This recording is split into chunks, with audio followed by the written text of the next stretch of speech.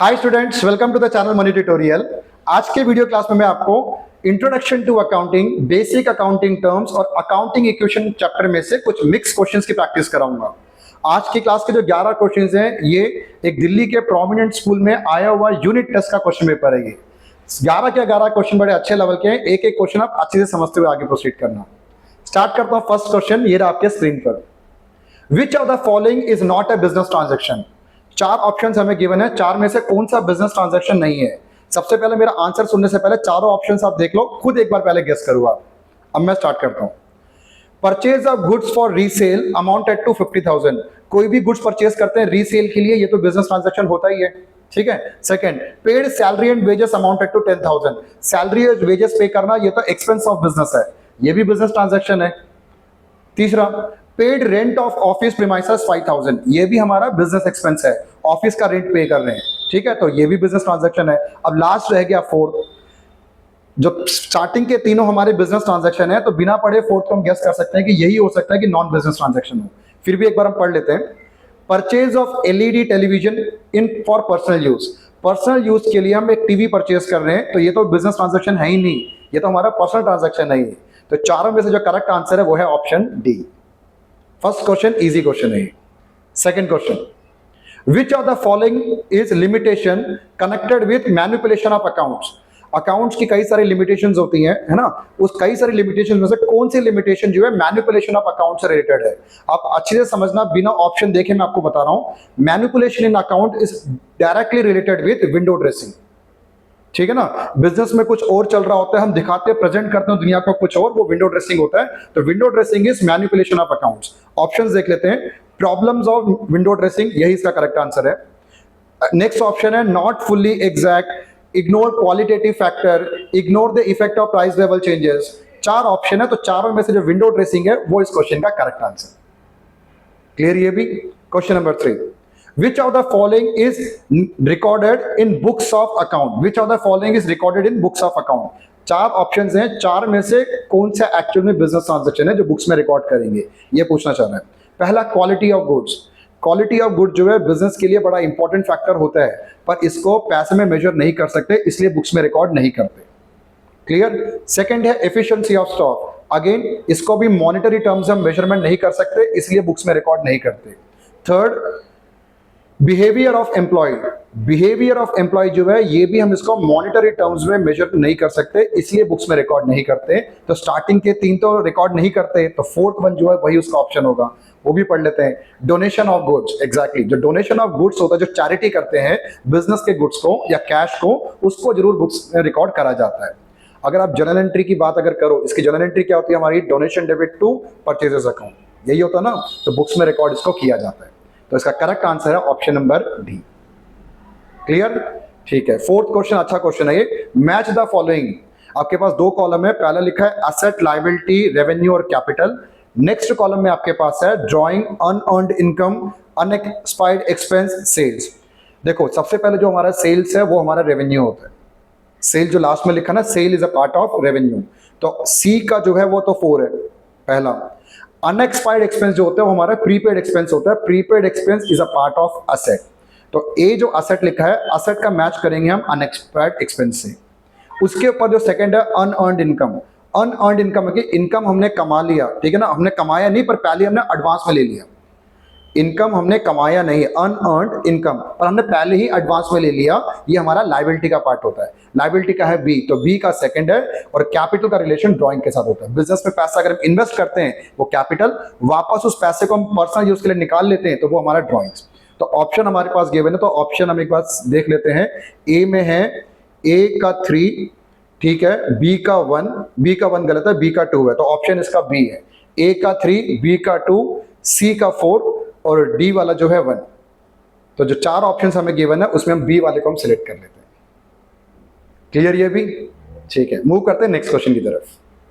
Assertion reason वाला question है ये। असर्शन क्या है हमारे पास? For a stationery merchant, stationery is a goods. बिल्कुल ट्रू फैक्ट है। तो जो स्टेशनरी का काम करता है, जो स्टेशनरी के गुड्स हैं, ठीक है ना, तो स्टेशनरी आइटम जो है वो उसके लिए गुड्स है, क्योंकि वो रीसेल पर्पज से परचेज कर रहा है। रीजन क्या है? For furniture dealer, purchase of chair and table is termed as asset. बिल्कुल नहीं है। फर्नीचर डीलर के लिए जो चेयर एंड टेबल है वो हमारा, वो भी गुड्स ही होता है, क्योंकि वो सेल करने के पर्पज से ले रहा है ना, तो उसको रीसेल पर्पज से। तो सेकंड वाला रीजन जो है बिल्कुल गलत है। 4 ऑप्शन आपके पास गिवन है, 4 में से देखो फर्स्ट वाला जो ए है वो ट्रू है और रीजन उसका फॉल्स है। 4 में से सी ऑप्शन है, ओनली ए इज करेक्ट। तो ये इस क्वेश्चन का करेक्ट आंसर। इजी क्वेश्चन था ये भी, ठीक है। Next question, question number 6, which of the following is not an internal user of financial statement. हमारे पास 4 ऑप्शन है, इन चारों में से इंटरनल यूजर कौन नहीं है, देखते हैं इसको। बोर्ड ऑफ डायरेक्टर्स, ये तो इंटरनल यूजर्स होते हैं, हमारे बिजनेस के अंदर ही रहते हैं ये। मैनेजर्स जो बी में लिखा हुआ है ये भी हमारे इंटरनल यूजर हैं। डी ओनर, ओनर भी इंटरनल यूजर है। तो बाकी जो रह गया सी एम्प्लॉयज जो है वो इंटरनल यूजर्स में नहीं आते, एम्प्लॉयज हमारे एक्सटर्नल यूजर्स में आते हैं। एम्प्लॉयज हो गया, गवर्नमेंट हो गया हमारा, इन्वेस्टर्स हो गए हमारे, ठीक है ना, banks and financial institution, researchers, ये सारे के सारे हमारे एक्सटर्नल यूजर्स होते हैं। तो इस क्वेश्चन का करेक्ट ऑप्शन है ऑप्शन सी। इजी है भी, ठीक है। मूव करते हैं next question, question number 7, given an example of each of the following type of transaction. ये क्वेश्चन हमारा अकाउंटिंग इक्वेशन से है। हमें 2 दिया हुआ है कि एक फर्स्ट ए पार्ट में decrease in liability, increase in capital. हमें कोई ऐसा एग्जांपल देना है कि जो हमारी लायबिलिटी को डिक्रीज करे पर कैपिटल को वो इंक्रीज करे। लायबिलिटी डिक्रीज हो और कैपिटल इंक्रीज हो, बहुत अच्छा पॉइंट है। देखो, क्रेडिटर्स लायबिलिटी का पार्ट होता है। मान लो कि क्रेडिटर को हमने 10,000 रुपीज पे करना है, आउट ऑफ 10,000 हम उसको 9,000 पे कर रहे हैं और 1,000 का हमें डिस्काउंट मिलता है क्रेडिटर से। तो ये तो हमारा बेनिफिट है ना। ये किसी भी टाइप का प्रॉफिट हमेशा कैपिटल को तो इंक्रीज करेगा, at the same time liability को भी डिक्रीज करेगा। तो इसका अच्छा एग्जांपल जो हम देंगे, discount received from creditor at the time of payment. Clear? तो ये हमारे कैपिटल को इंक्रीज करेगा और लायबिलिटी को रिड्यूस करेगा, ठीक है। बी पार्ट में एक और है, इंक्रीज इन वन लायबिलिटी और डिक्रीज इन अनदर लायबिलिटी। एक लायबिलिटी को इंक्रीज कर रहा है और दूसरी लायबिलिटी को डिक्रीज कर रहा है। मोस्ट इंपॉर्टेंट है ये, अच्छे से समझना इसका example. Taking bank loan for repayment of creditor. Creditor हमारी लायबिलिटी का पार्ट है और बैंक लोन भी हमारा लायबिलिटी का पार्ट है। क्रेडिटर को पे ऑफ करने के लिए अगर हम बैंक से लोन लेते हैं तो एक लायबिलिटी हमारी इंक्रीज हो जाएगी और दूसरी लायबिलिटी क्रेडिटर वाली डिक्रीज होगी। तो इसका बेस्ट एग्जांपल है taking loan from bank for repayment for creditors. समझ आया दोनों क्वेश्चन? ऐसे कई सारे और भी पार्ट्स हैं, पर इस क्वेश्चन पेपर में यही 2 पार्ट पूछे हुए। ये क्वेश्चन बड़ा इंपॉर्टेंट है ये, ठीक है। टिल नाउ हमने 7 क्वेश्चंस प्रैक्टिस कर लिया, ये तो पूरा का पूरा थियोरेटिकल क्वेश्चन है। अब मूव करते हैं क्वेश्चन नंबर 8, 9, 10, 11। 4 क्वेश्चन रह गए इस वीडियो पार्ट के, चारों के चारों प्रैक्टिकल क्वेश्चंस हैं। स्टार्ट करते हैं। Shyam started a business on 1 April 2023 with a capital of ₹50,000। Opening capital 50,000 है, ठीक है, एंड अ लोन ऑफ 25,000। 25,000 रुपए का लोन दिया। लोन तो हमारी लायबिलिटी है। 50,000 का ओपनिंग कैपिटल, 25,000 की हमारी लायबिलिटी है। During the year he had introduced additional capital of 25,000। 25,000 रुपए का एडिशनल कैपिटल भी है इसका, ठीक है। And withdraw ₹15,000 for personal use के लिए 15,000 रुपए, ये तो ड्रॉइंग्स हो गया हमारा। ऑन 31/3/2024 साल के आखिरी दिन क्लोजिंग डेट पे his assets were ₹1,50,000। Assets given है, 1,50,000 रुपए का असेट है। Find his capital as on 31/3/2024। एक तो हमें इसका क्लोजिंग कैपिटल निकालना है। एंड प्रॉफिट मेड और loss incurred during the year. पहले तो क्लोजिंग कैपिटल निकालना है, क्लोजिंग कैपिटल के बाद हमें प्रॉफिट और लॉस की भी कैलकुलेशन करनी है। क्वेश्चन बड़ा इंपॉर्टेंट है, कई सारे स्कूल्स में ये वाला क्वेश्चन आ चुका है। मैं सिखाता हूं, देखो कभी भी किसी क्वेश्चन में आपको कैपिटल, हमें सबसे पहले एसेट्स और लायबिलिटी गिवन हो और हमसे कैपिटल पूछ रहा है, कैपिटल मतलब क्लोजिंग कैपिटल पूछ रहा है, सबसे पहले क्वेश्चन की आप शुरुआत करना, जो क्लोजिंग डेट की इक्वेशन एक बनती है हमारी, assets equal to capital plus liabilities. ठीक है, ये जो कैपिटल होता है ये बेसिकली क्लोजिंग कैपिटल है। अब क्वेश्चन में हमें एसेट्स गिवन है, एसेट कितना था 1,50,000 का, यही तो हमें निकालना है closing capital. Closing capital find out करना है। लायबिलिटी स्टार्टिंग में लिखा था हमने, लोन लिया था 25,000 का, गिवन है ना क्वेश्चन में। बिजनेस स्टार्ट किया था 50,000 रुपए से, साथ में लोन लिया था 25,000 का। 25,000 हमारी लायबिलिटी है।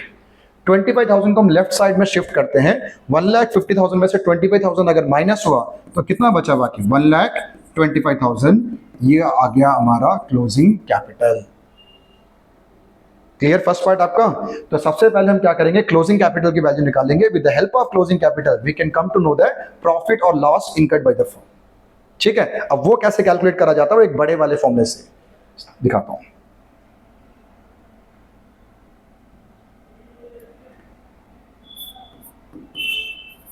Closing capital equal to opening capital plus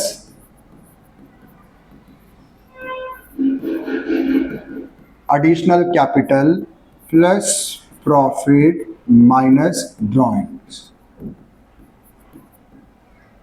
अब इसमें क्लोजिंग कैपिटल हमने पीछे भी निकाला था 1,25,000 का, उस फिगर को यूज कर लेते हैं।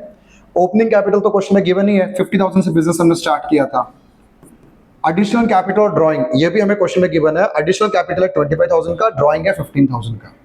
एडिशनल कैपिटल 25,000, ड्राइंग है 15,000 और मेरा मिसिंग पार्ट क्या है यहाँ पर? प्रॉफिट। ठीक है ना, ये जो प्रॉफिट है मैंने उसको यहाँ लिख लिया, ये प्रॉफिट हमें निकालना है। देखो आ जाएगा आंसर 1,25,000, 50 प्लस 25 75, 75 में से हमारा 15 गया तो बचा 60,000 प्लस प्रॉफिट। अब तो इजीली आप कैलकुलेट कर सकते हो, 60,000 को हम लेफ्ट साइड में शिफ्ट करेंगे तो माइनस हो जाएगा। 1,25,000 में से 60,000 माइनस करेंगे तो कितना बचेगा? आंसर हमारा 65,000 का प्रॉफिट। क्लियर?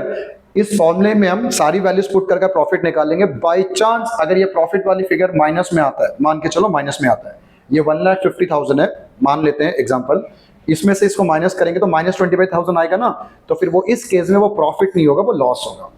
पॉजिटिव में आए तो प्रॉफिट, नेगेटिव में आए तो उसको आप लॉस लिख सकते हो। समझ आया क्वेश्चन? ठीक है, मूव करते हैं नेक्स्ट क्वेश्चन की तरफ। Question number 9, prepare accounting equation.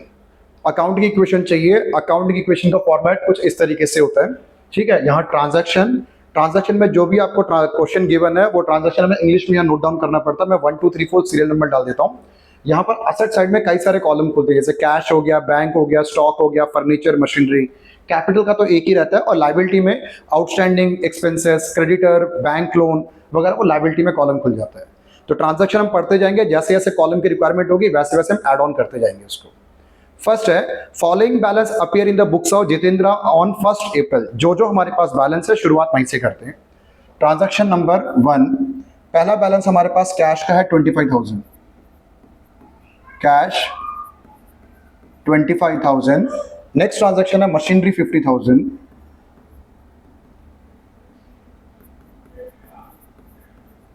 Machinery 50,000। Third हमारे पास है स्टॉक 20,000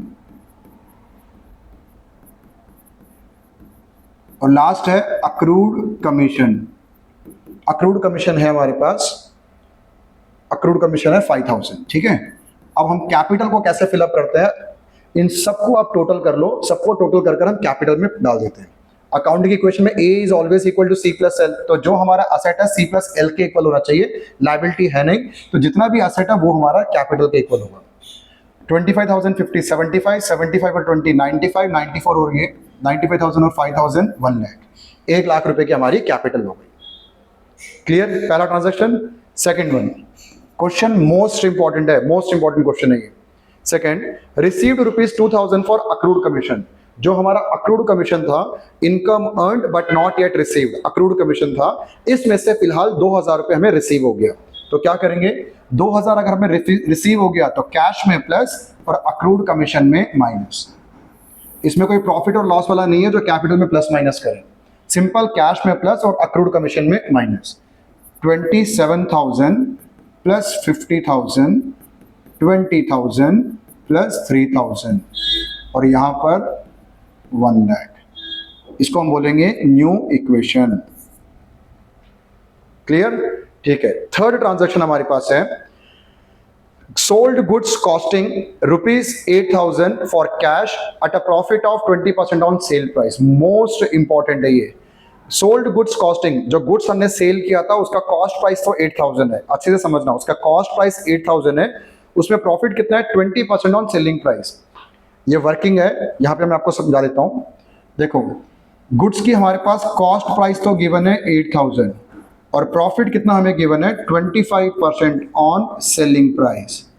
यही गिवन है, sorry 20% on selling price, 20% on हमारी सेल प्राइस पे ही। प्रॉफिट का रिलेशन दो चीजों के साथ होता है, एक कॉस्ट के साथ और एक सेल्स के साथ। यहाँ कॉस्ट गिवन है और ये प्रॉफिट सेल्स पे है, दोनों मिसमैच हो रहा है, तो एक इक्वेशन ड्रॉ करना, प्रॉफिट का रिलेशन कॉस्ट और सेल्स के साथ होता है। अगर सेल्स के साथ 20% है, 20% मतलब कितना होता है 1/5, 20 डिवाइड बाई 100, परसेंटेज को फ्रैक्शन में 1/5 लिख लेते हैं। तो ये कॉस्ट के साथ कितना होगा, ऊपर 1 है तो यहां भी 1 लिखना। 1 और 5 का डिफरेंस कितना होता है, 4। एक कम कर दो बस, सिंपल 4। दोबारा बता रहा हूं, अगर ये 1/10 होगा सेल के साथ तो कॉस्ट के साथ 1/9 होगा। सेल के साथ 1/6 है तो कॉस्ट के साथ 1/5 करना। कॉस्ट के साथ 1/3 है तो सेल के साथ 1/4। सेल एक इंक्रीज कर लो, कॉस्ट एक कम कर लो। क्लियर? मोस्ट इंपॉर्टेंट ट्रांजैक्शन है। तो हमें यहां से पता लगा P मतलब profit, profit is equal to 1/4 of cost, और ये कॉस्ट ही तो हमें गिवन था। तो profit equal to 1/4 of 8000 equal to 2000। इसका मतलब 8000 रुपीज का जो गुड्स था, जो कॉस्ट प्राइस था, उसको हमने 2000 के प्रॉफिट में सेल किया है 10,000 में। अधिकतर स्टूडेंट क्या करते हैं, इसी 8000 का 20% निकाल लेते हैं 1600 रुपए, और उसको प्रॉफिट कंसिडर करते हैं। तो इसके बाद के सारी इक्वेशन उनकी गलत होती चली जाती है। मोस्ट इंपॉर्टेंट ट्रांजैक्शन है क्वेश्चन का ही। ठीक है, अब आप क्लियर है वैसे वर्किंग। 8000 के गुड्स को हमने 2000 के प्रॉफिट में सेल किया। Sold goods costing 8000 for cash, cash में बेचा इसको। चलो इसको पहले मैं रब कर लेता हूं।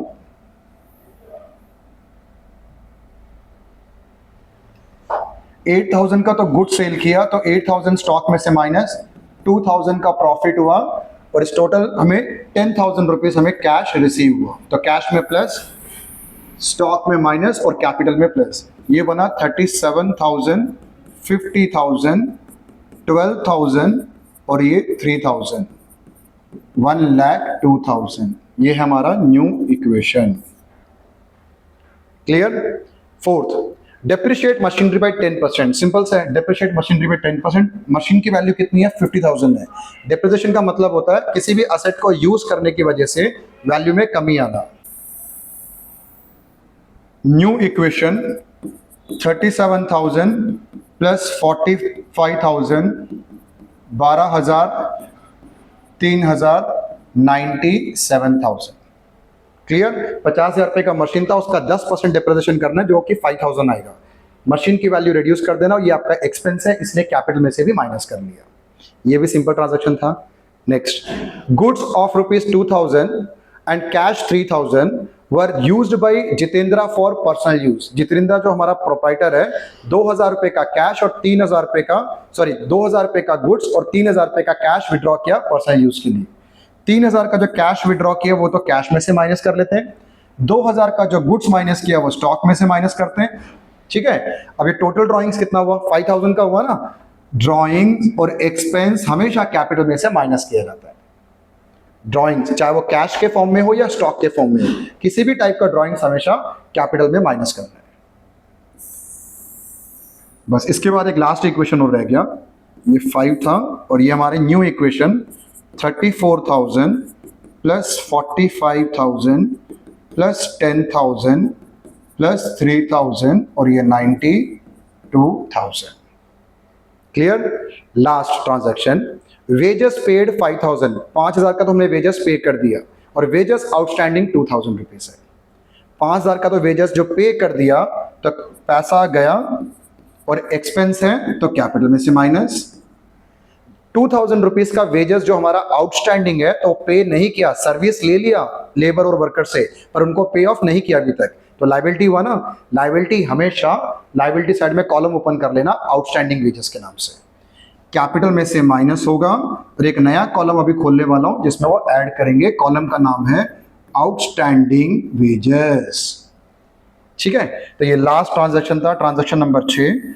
अब ये हमारा फाइनल इक्वेशन 29,000 प्लस 45,000 प्लस 10,000, 3,000, ये 7,000 माइनस कर लेते हैं, 85,000 plus 2,000। Question close. Clear? Question most important level का क्वेश्चन है, ये अच्छे से प्रैक्टिस करना।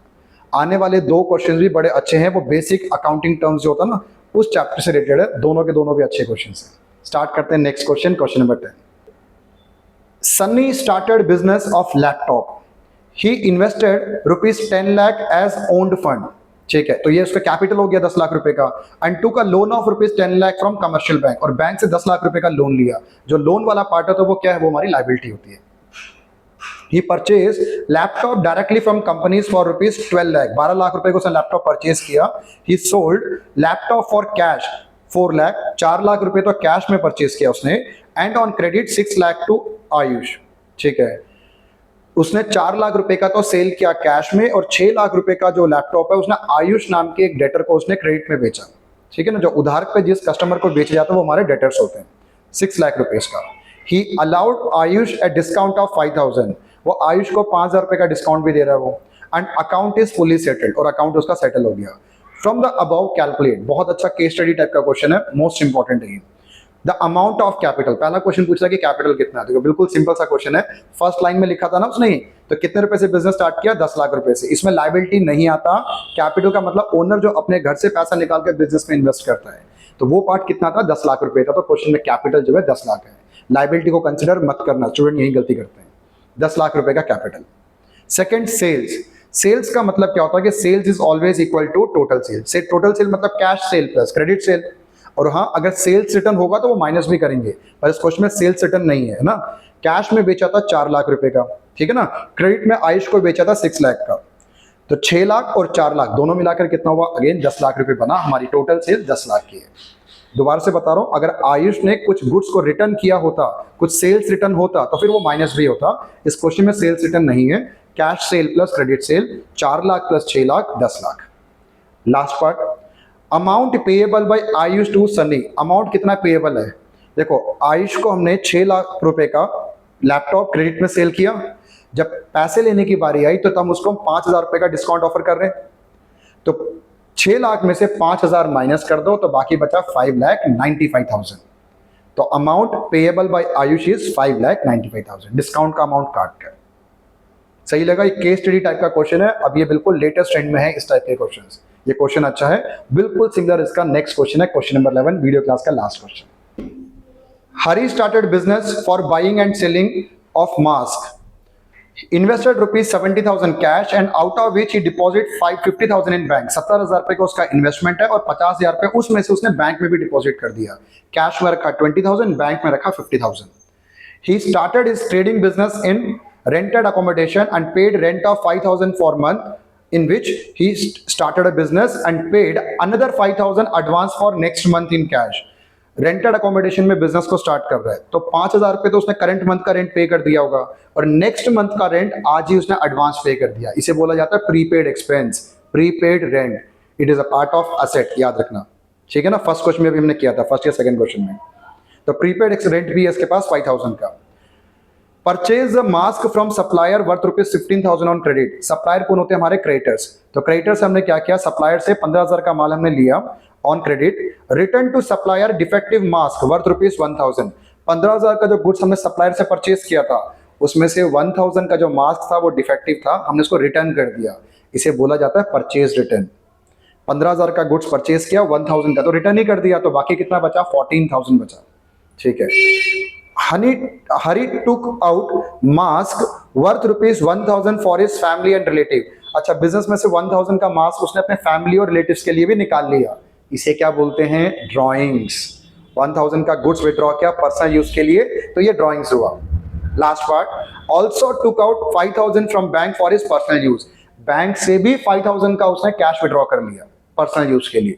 तो इस क्वेश्चन में टोटल ड्रॉइंग्स कितना हुआ, 1,000 का उसने गुड्स विड्रॉ किया और 5,000 का बैंक से पैसा निकाला, तो 6,000 पे हो गया ना ड्रॉइंग्स उसका। क्लियर यहां तक? तो अब एक एक करके आंसर देते हैं। फ्रॉम द अबव कैलकुलेट, पहला करंट असेट्स। करंट असेट्स में तो कई सारे पार्ट होते हैं, कैश होता है, बैंक होता है, स्टॉक होता है, डेटर्स होते हैं, बिल रिसीवेबल होता है, प्रीपेड एक्सपेंस होता है, अक्रूड इनकम होता है ना। पर ब्रैकेट में क्या दे दिया उसने करंट असेट्स में, apart from cash in hand, cash at bank and stock. इन तीनों को छोड़कर बाकी कोई करंट असेट्स है तो वो बताओ। आपने गेस कर लिया? इन तीनों को छोड़कर इस क्वेश्चन में जो बाकी एक करंट असेट्स था वो था हमारा प्रीपेड एक्सपेंस। मैंने कहा था आपको स्टार्टिंग में, 5,000 रुपए का उसने करंट मंथ का रेंट पे किया, वो तो एक्सपेंस है, पर जो 5,000 का उसने नेक्स्ट मंथ का रेंट जो करंट ईयर में ही एडवांस पे कर दिया, उसे बोला जाता है प्रीपेड एक्सपेंस। प्रीपेड एक्सपेंस हमारा करंट असेट्स का पार्ट होता है। कोई आउटस्टैंडिंग एक्सपेंस हो तो वो करंट लायबिलिटी होती है, और प्रीपेड एक्सपेंस अगर हो तो वो हमारे करंट असेट्स होते हैं। तो क्वेश्चन में करंट असेट्स क्या है, prepaid rent which is equal to 5,000। Clear first part. Second, creditors. तो क्रेडिटर्स कौन था इस क्वेश्चन में हमारा, जिससे सप्लायर से हमने गुड्स परचेज किया था।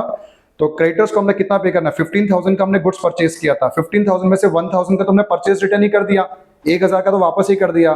तो हमारे पास अब नेट क्रेडिटर हैं कितने रुपए के? नेट क्रेडिटर है हमारे पास 14,000। 15,000 माइनस 1,000, ठीक है, 14,000 के हमारे पास क्रेडिटर का बैलेंस है। लास्ट पार्ट ड्रॉइंग्स, ये भी हम पहले डिस्कस कर चुके हैं, इजी पार्ट है। ड्रॉइंग्स के नाम से उसने दो चीज विड्रॉ किया था, एक गुड्स और एक बैंक से पैसा। 1,000 और वो 5,000 दोनों मिलाकर 6,000 रुपीज की इसकी टोटल ड्रॉइंग्स है। क्लियर? तो इस वीडियो क्लास को मैं इस क्वेश्चन से क्लोज करता हूं। चैनल पेज को जरूर विजिट करना। अकाउंटेंसी मैथमेटिक्स से रिलेटेड कई सारे वीडियोस रेडीली अवेलेबल है आपके लिए, उसको भी गो थ्रू करना, आपका बेनिफिट होगा। अगर आपको वीडियो अच्छा लगा तो लाइक शेयर सब्सक्राइब आप जरूर करना। सब्सक्रिप्शन की उम्मीद मैं आपसे जरूर रखता हूं। मिलता हूं नेक्स्ट वीडियो में, तब तक आप पढ़ते रहो और खुश रहो।